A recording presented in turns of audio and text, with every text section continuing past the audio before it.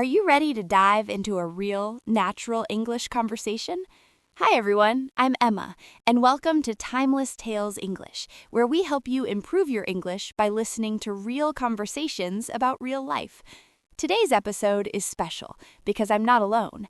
I'm joined by my favorite conversation partner. Hey everyone, I'm Daniel. Thanks for having me. Always happy to have you here. Today, we're going to talk about travel, the good parts, the surprising parts, and yes, even the embarrassing moments. Especially the embarrassing ones. Exactly.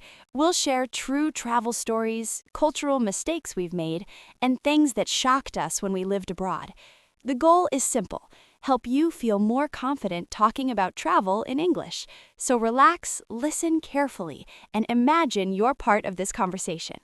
Question 1. First time traveling abroad. All right, Daniel, let's start with an easy one. What was the first place you ever traveled outside your country? That's a good question. Honestly, the first place that felt foreign to me was actually inside the U.S., New York City. That makes sense. New York really does feel like another country sometimes. It does. The energy, the accents, the diversity is completely different. But if we're talking about truly leaving the country, my first real international trip was to Costa Rica. How old were you? I was 18. I went with a college program, and the focus was nature and biology. We stayed in very simple places, close to the jungle, and spent a lot of time observing wildlife. So it wasn't really a luxury vacation. Not at all. It was more about learning and experiencing nature. It didn't feel very touristy, but it also didn't feel very deeply cultural either. Still, it opened my eyes. That first trip abroad always changes something inside you. Absolutely. For me, my first time traveling abroad was when I studied in England during my final year of college. In Oxford, right? Yes, Oxford. It felt unreal. The buildings looked like something from a fantasy movie.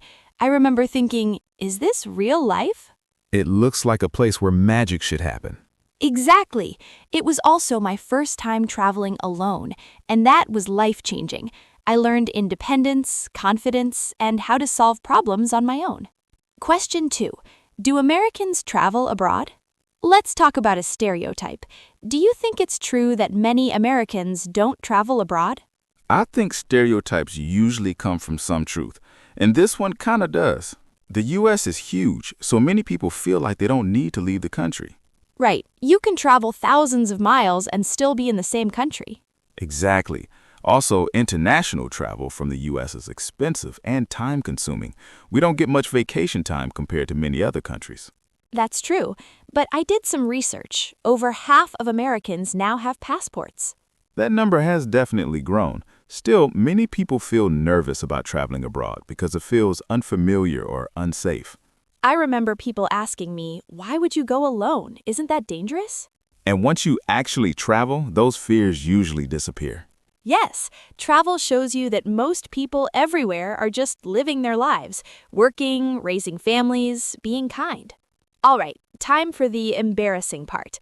What's a cultural mistake you've made while traveling? Oh, wow. Where do I begin? That sounds promising. When we were living in France, someone came up to greet me with a cheek kiss, a very normal greeting there. And? I panicked. I froze. I think I waved and stepped away like, hello, from a distance. Which is very American. Very. Later, the person thought I was sick or offended. I had no idea I had done something wrong. That's such a good example of how normal behavior in one culture can feel uncomfortable in another. Exactly. Another time, when we were living in South Korea, we misunderstood a simple question at a restaurant. Oh, yes, I remember this. The woman asked me something that started with where, and I assumed she was asking where I was from. But she was actually asking where the food should be delivered. Right, and I proudly answered, America. She looked completely confused. She probably thought, you want me to deliver this food across the ocean? Moments like that are embarrassing, but also funny later. Question 4. Cultural surprises. Now let's talk about positive surprises. What shocked you, in a good way, about another country? For me, it was the sense of safety in South Korea. People walk around at night, use their phones freely, and trust their surroundings. I noticed that too. In many places, people leave their belongings unattended and nothing happens. That was shocking from an American perspective. Our instincts are very different. Another thing that surprised me was how easy public transportation is in many countries. Yes, buses, trains, subways, you don't need a car. That makes travel more accessible and less stressful. One more thing that surprised me was education culture. Students work incredibly hard, but sometimes at a very high cost. Yes, we taught children late at night, and it made me think deeply about balance, childhood, and mental health. Some of our best teaching moments happen outside the classroom, playing, talking, laughing in English. Reflection. Why travel matters. Travel teaches empathy, It teaches humility. and it reminds you that your way of living isn't the only way. Every culture has strengths and things it can improve. Call to action. Learner engagement. Now, we'd love to hear from you. Have you traveled to another country?